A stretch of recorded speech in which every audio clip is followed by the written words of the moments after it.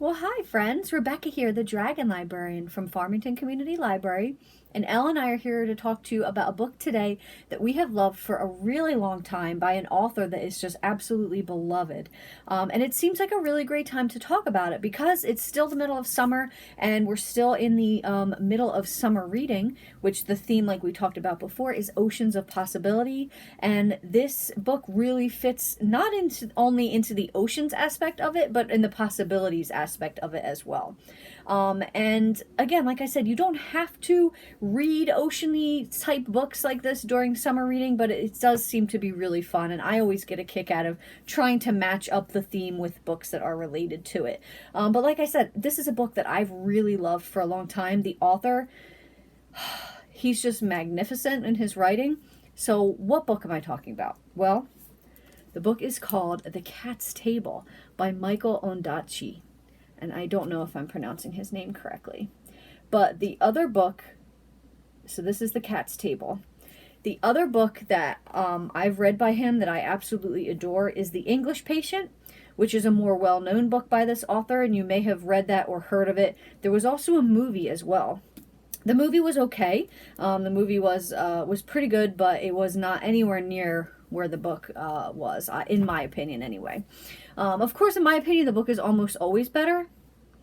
So that's probably always going to be my opinion as it stands. But The English Patient rather, is one of the best written books I feel in the English language. It is just so beautiful.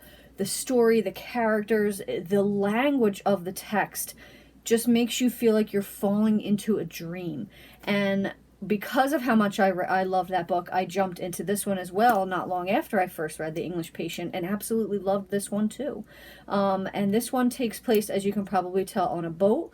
And it features a young boy named Michael who has just turned 11. And he is traveling on this ship from Colombo to England, where he is going to meet his mother. His mother is going to be taking care of him. He's going to start going to school in England, and this is a whole new experience for him. He's going to a whole new country, a whole new place with this person, and that is very overwhelming.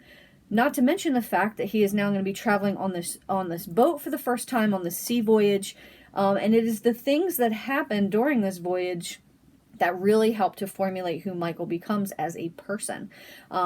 Now, the book takes place in the 50s, so there is a lot of, obviously, most of the book is dealing with him on this trip and the things that happen during this trip, but then also what happens to him while he is an adult as well, and how the experiences changed him. So The Cat's Table is what it's called because the cat's table is where Michael is seated when they're having dinner. So on the ship, everybody eats dinner at the same time. You have the captain's table, which is a table, obviously, where the captain sits, who is the most important person on the ship. And then you have the cat's table, which is like the opposite of that. So basically, people who have no status at all or are just, don't have anything to offer, in their view, the world, are sitting at the cat's table. So Michael is at this table with two other young boys and a couple adults as well who are there for various reasons that they find out. And there are so many different things happening on this ship. It's basically the story of this boy's adventure on this ship, and all the things that takes place. There is a prisoner on the ship whose crime that the boys become absolutely obsessed with.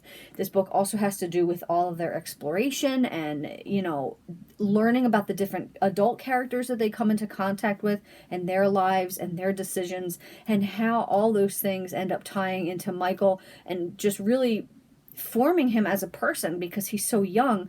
And you're coupling that with the fact that he is on this, quest, as it is for the first time, like I said, the first sea voyage, the first really long trip like this, to visit his mom and to basically start a new life.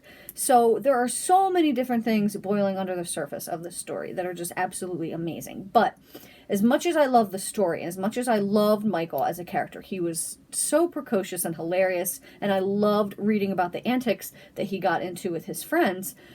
The best part of this book for me was the same thing that I find the best part of The English Patient to be, and that is the writing. The writing is very lyrical, but it doesn't get overblown. It doesn't feel like you're drowning in the lyrics, or in the text. But it is just so beautifully woven, this story, that the language is just, it's almost like a song. It's like listening to a song. I don't know how else to explain it, but his writing is just some of the most beautiful that I've ever read. And this book is absolutely no exception. In fact, it's amazing. I highly, highly recommend this book, especially in the summertime if you're looking for a good book. That is The Cat's Table by Michael Ondaatje. Well, that's what I've got for you guys today. I hope that this book sounds really interesting and fascinating and that you end up loving it as much as I do.